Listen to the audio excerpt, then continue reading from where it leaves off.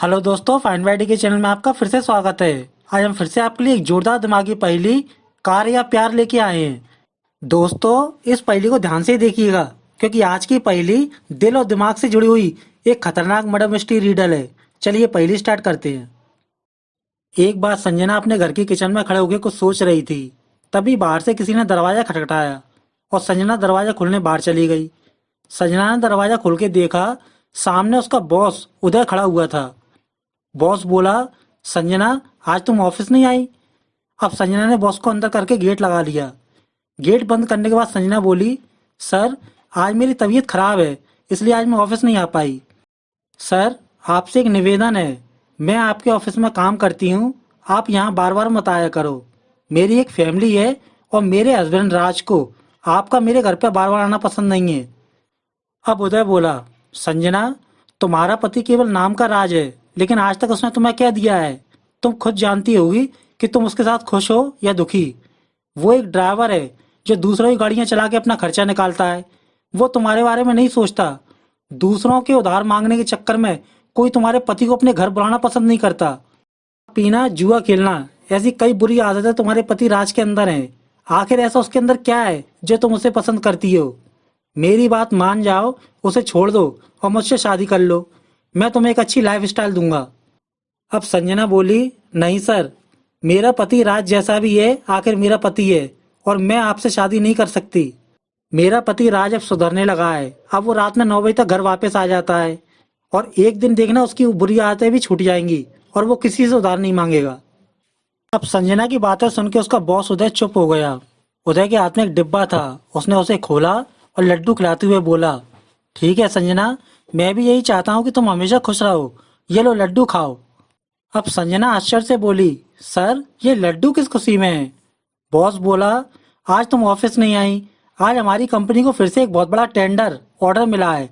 इस खुशी में मैं तुम्हें अपने हाथों से लड्डू खिलाना चाहता हूँ। अब संजना बोली, बधाई हो सर, लेकिन मैं ये आपका लड्डू नहीं खा सकती क्योंकि मुझे डायबिटीज है। लेकिन मैं आपका दिल नहीं तोड़ूंगी, मैं ये लड्डू का डिब्बा रख लेती हूँ क्योंकि मुझे अभी रात में अपने बड़े भाई चंदन के यहाँ मिलने जाना है। उनको ये लड्डू बहुत पसंद है। क्या मैं ये लड्डू अपने भाई के लिए ले जा सकती हूँ? अब उदय ने कुछ सोचा और बोला, हाँ हाँ संजना, क्यों नहीं, मैं भी तुम्हारे भाई से मिलने चलता हूँ। मेरे पास कार है, तुम तैयार हो जाओ, हम दोनों उससे मिलने चलते हैं। आज मैं भी तुम्हारे साथ तुम्हारे भाई से मिल लूंगा। अभी वो दोनों बातचीत कर ही रहे थे कि तभी बाहर से किसी ने दरवाजा खटखटाया। संजना सकपका के बोली, इस समय शाम के 7 बज रहे हैं और मेरा पति राज रात में 9 बजे वापस आता है। इस समय कौन आया होगा? उदय ने अपना मोबाइल निकाला और बोला, संजना तुम्हारे घर में ये घड़ी गलत समय दिखा रही है। इस समय रात के 8 बज रहे हैं, लेकिन तुम्हारा पति रात में 9 बजे आता है। इस समय भला कौन आया होगा?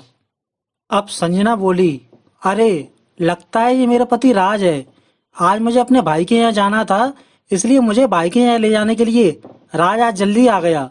सर, राज आपसे बहुत नफरत करता है। अगर राज आपको यहाँ मेरे साथ देख लेगा तो बहुत गुस्सा होगा। आप किचन में जाके छिप जाओ।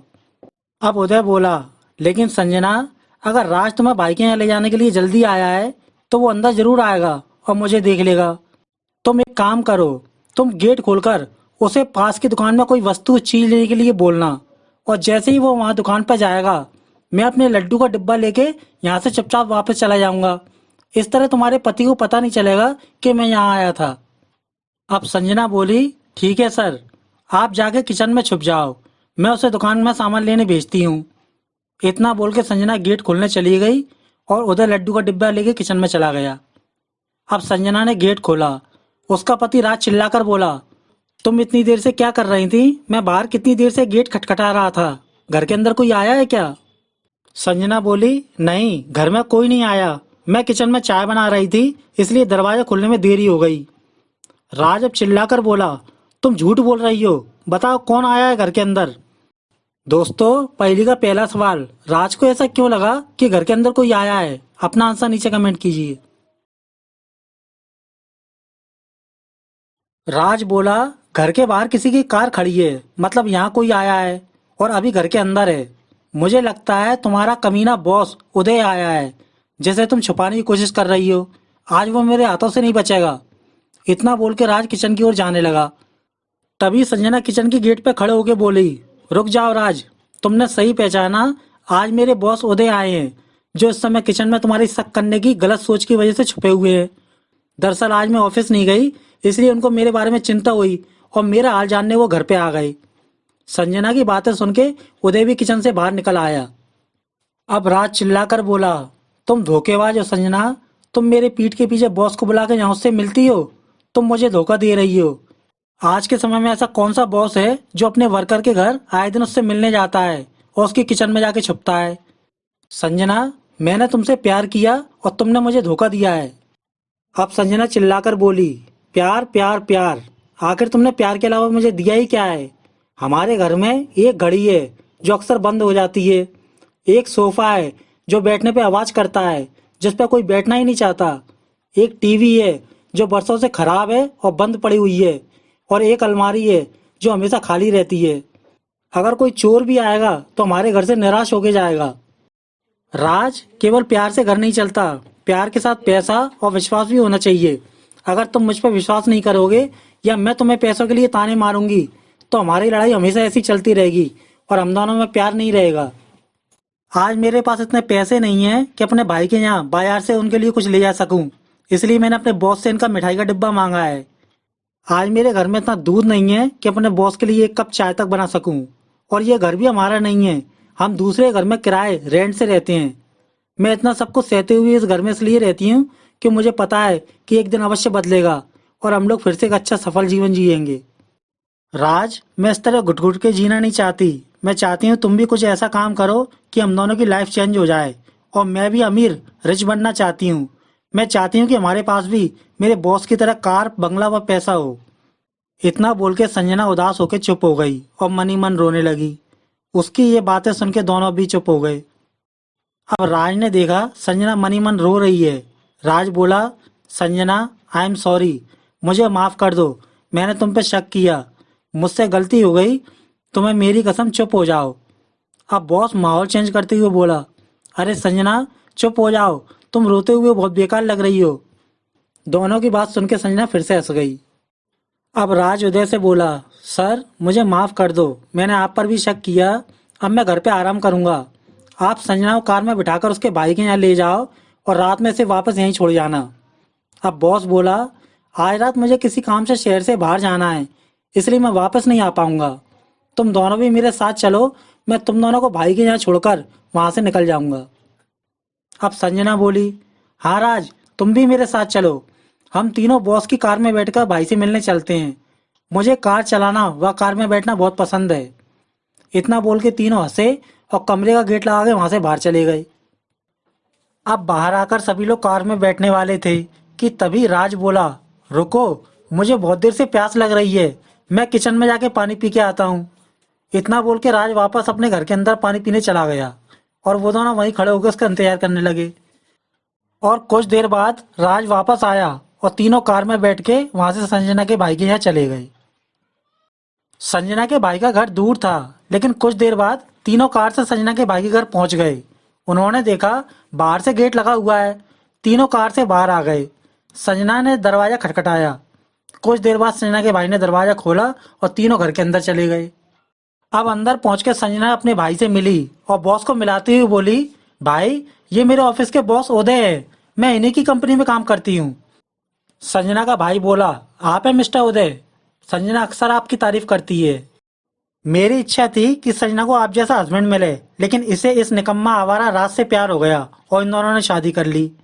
अब भाई की बातें सुन के तीनों फिर से जोर जोर से हंसने लगे और चंदन समझ नहीं पा रहा था कि ये लोग इतनी जोर से क्यों हंस रहे हैं।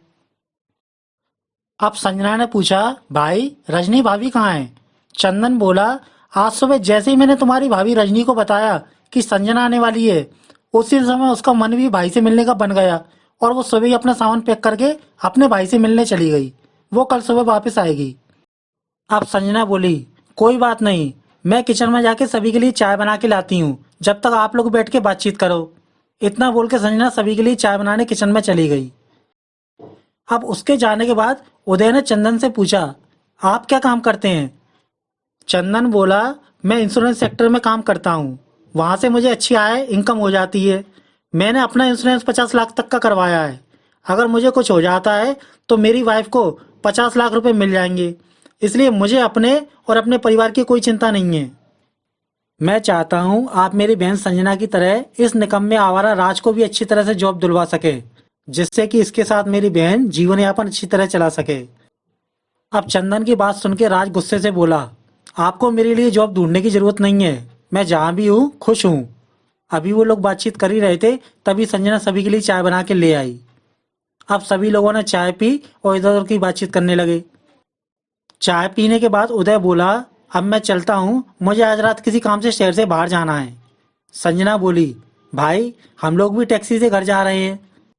अब चंदन बोला, संजना ये एक सूना इलाका है, यहाँ ज्यादा रात होने पर टैक्सी नहीं मिलती।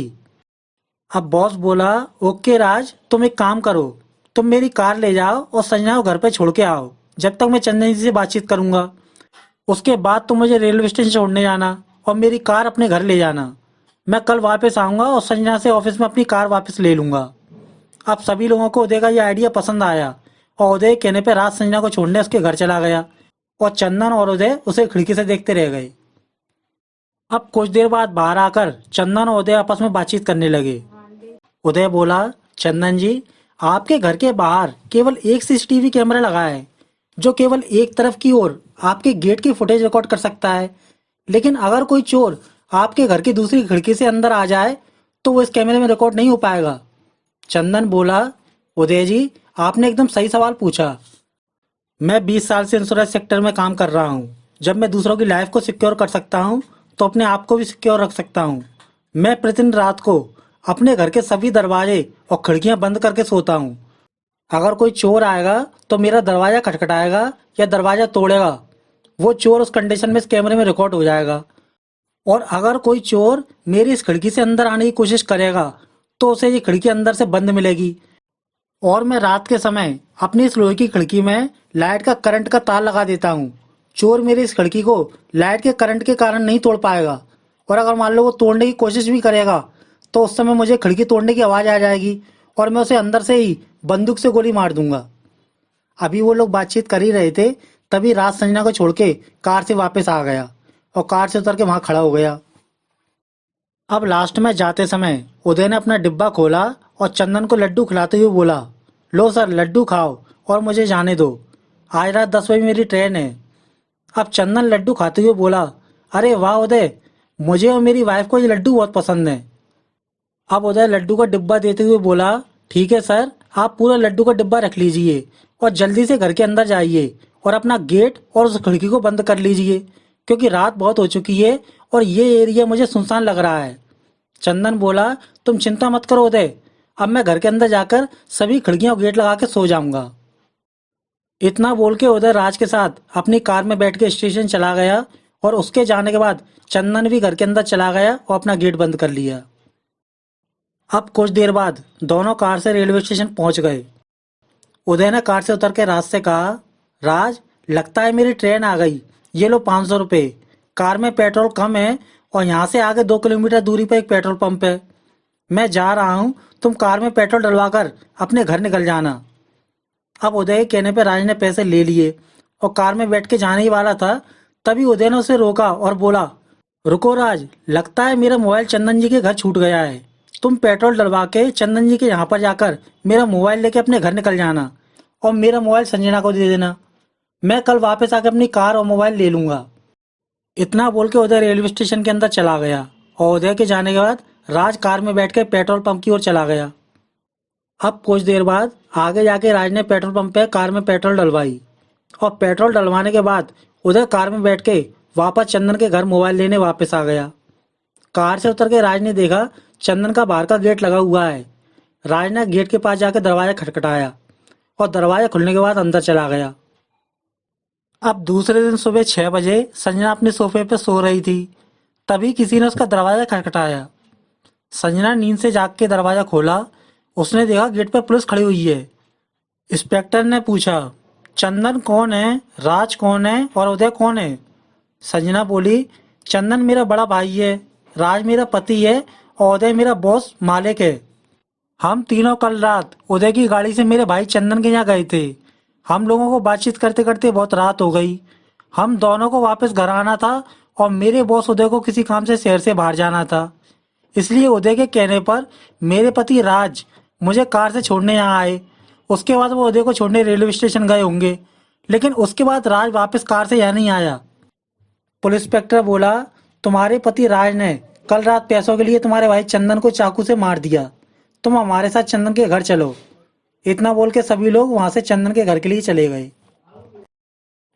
कुछ देर बाद संजना भाई के यहाँ पहुंच गई। संजना ने वहां पहुंच के देखा पुलिस की गाड़ी और उदय की कार खड़ी हुई है और राज को पुलिस वालों ने रस्सी से बांध के रखा है। अब राज चिल्लाकर बोला, संजना, मैंने तुम्हारे भाई को नहीं मारा। मैं तुम्हें रात में घर छोड़ के वापस आया। उसके बाद उन्होंने चंदन को लड्डू खिलाया और डिब्बा दे के लड्डू के बारे में बातचीत करने लगे। उस समय यहाँ कोई नहीं था और कुछ देर बाद हम दोनों रेलवे स्टेशन के लिए निकल गए। उसके बाद उदय ने मुझे 500 रुपये पेट्रोल भरवाने के लिए दिए और उदय ने अपना मोबाइल यहाँ से उठाने के लिए बोला। इसलिए मैं उदय का मोबाइल लेने यहाँ वापस आया था और दरवाजा खोलने के बाद किसी ने मेरे सिर पर डंडा मार के मुझे बेहोश कर दिया। उसके बाद मुझे नहीं पता कि यहाँ क्या हुआ। अब संजना चिल्लाकर बोली, इंस्पेक्टर, मेरा राज ऐसा नहीं कर सकता। क्या सबूत है कि इसने मेरे भाई को मारा है? इतना सुन के इंस्पेक्टर संजना को घर के अंदर ले गया।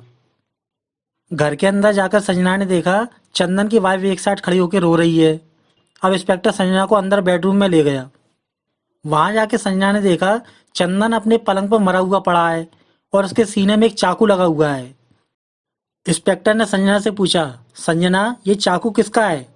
संजना ने चाकू को ध्यान से देखा और बोली, सर, ये मेरी किचन का चाकू है, लेकिन मेरा राज ऐसा नहीं कर सकता। क्या इस चाकू पर राज के फिंगरप्रिंट मिले हैं? इंस्पेक्टर बोला, नहीं, हो सकता है राज ने फिंगरप्रिंट मिटा दिए हों, लेकिन इस घर के बाहर एक सीसीटीवी कैमरा लगा हुआ है। हमने उसकी फुटेज चेक की है। तुम सभी के जाने के बाद रात में तुम्हारा पति यहाँ वापस आया था और उसके बाद यहाँ कोई नहीं आया। इसलिए चाकू और सीसीटीवी फुटेज को ध्यान में रखते हुए ये सिद्ध होता है कि तुम्हारा पति राज खूनी है। इतना बोल के सभी लोग घर के बाहर चले गए। बाहर आके संजना ने देखा उसका बॉस उदय भी वहां आ चुका था और इधर डिटेक्टिव डीके भी खड़ा था।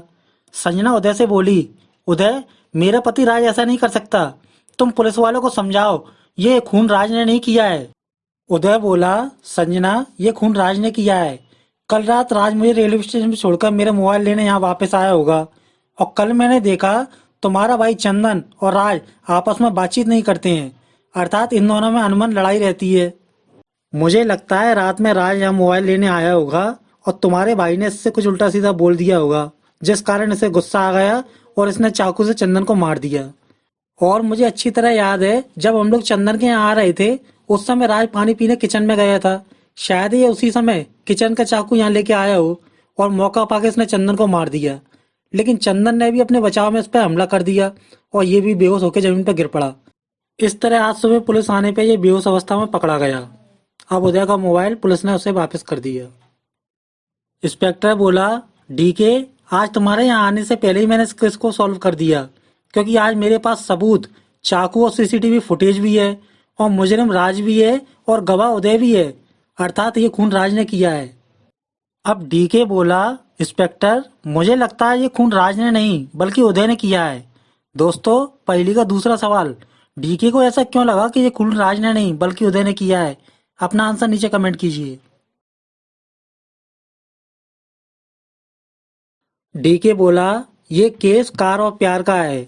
उदय को संजना पसंद है और संजना को कार पसंद है, अर्थात संजना एक अच्छी लाइफ स्टाइल वाली जिंदगी चाहती है, लेकिन संजना केवल प्यार अपने पति राज से करती है और उदय संजना को पसंद करता है। अब अगर राज मर जाए या राज जेल में चला जाए, उस कंडीशन में संजना उदय की हो सकती है, लेकिन संजना को पाने के लिए उदय राज को जान से नहीं मरवा सकता, वरना संजना को उदय पर शक हो जाएगा और वो उदय से शादी नहीं करेगी। इसलिए उदय ने खून के इल्जाम में राज को फंसाया है, जबकि असली खूनी उदय है। अब उदय चिल्लाकर बोला, क्या बक रहे हो डीके? क्या सबूत है तुम्हारे पास कि मैंने चंदन को मारा है? दोस्तों, पहली का तीसरा सवाल, अब डीके उदय के खिलाफ क्या सबूत बताएगा? अपना आंसर नीचे कमेंट कीजिए। डीके बोला, कल शाम उदय संजना के घर से मिलने गया। उस समय अचानक राज घर पर जल्दी आ गया और उदय राज से डरकर उस समय किचन में जाके छुप गया। उस समय उदय ने राज से बचने के लिए किचन का चाकू अपनी जेब में रख लिया था। उसके बाद संजना ने राज को समझा बुझा के चुप कर लिया और उदय और राज की लड़ाई नहीं हुई, लेकिन उस समय चाकू उदय की जेब में ही था। अब संजना को चंदन के यहाँ आना था और तीनों कार में बैठ के चंदन के यहाँ आए और बातचीत के दौरान उदय ने यह जाना कि चंदन राज को पसंद नहीं करता है। उस समय उदय ने मन ही मन चंदन को मारकर राज को फंसाने का प्लान बनाया। जब राज अपनी वाइफ संजना को छोड़ने घर जा रहा था, उस समय चंदन और उदय खिड़की के पास खड़े थे।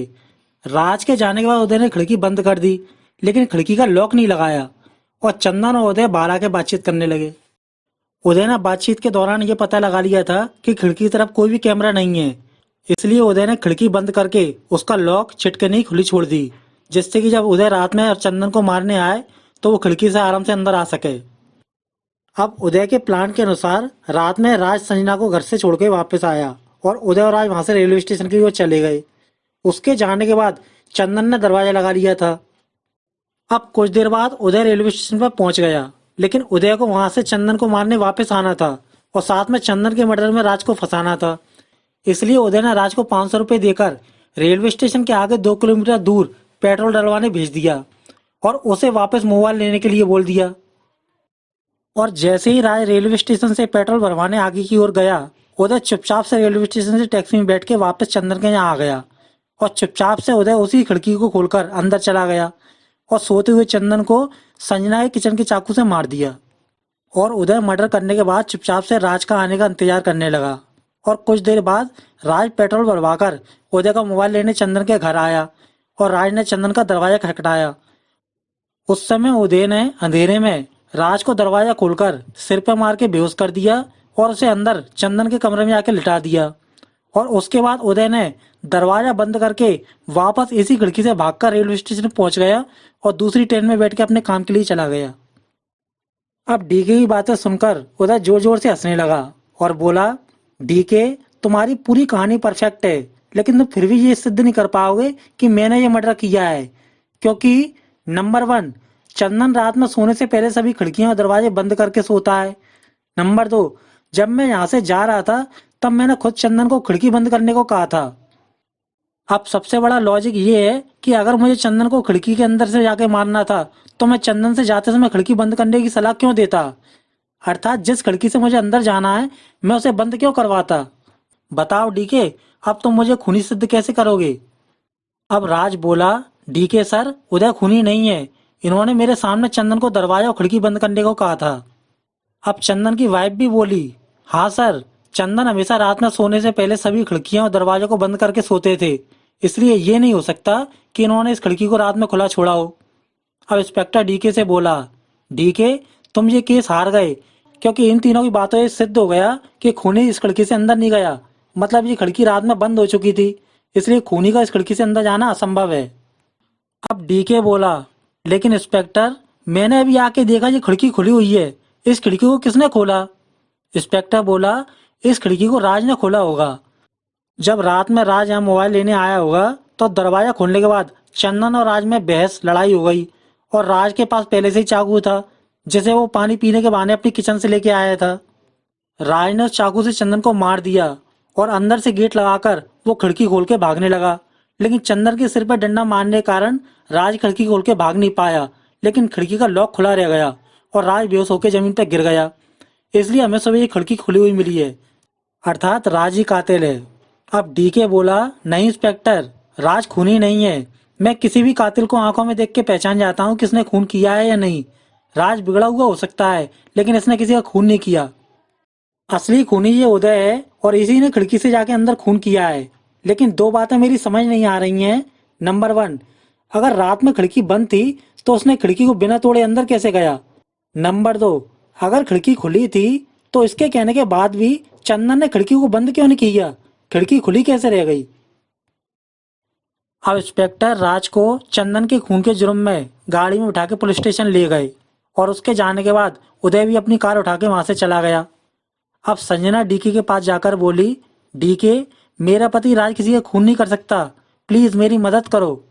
डीके बोला, संजना, मुझे 24 घंटे का समय दो, कल सुबह तुम पुलिस स्टेशन में आना और अपने पति राज को छुड़वा के ले जाना। इतना बोल के संजना भी वहां से अपने घर के लिए चली गई और डीके वहीं खड़ा रह गया। दोस्तों, पहली का चौथा सवाल, अब डीके राज को बचाने के लिए क्या सबूत पेश करेगा, अपना आंसर नीचे कमेंट कीजिए।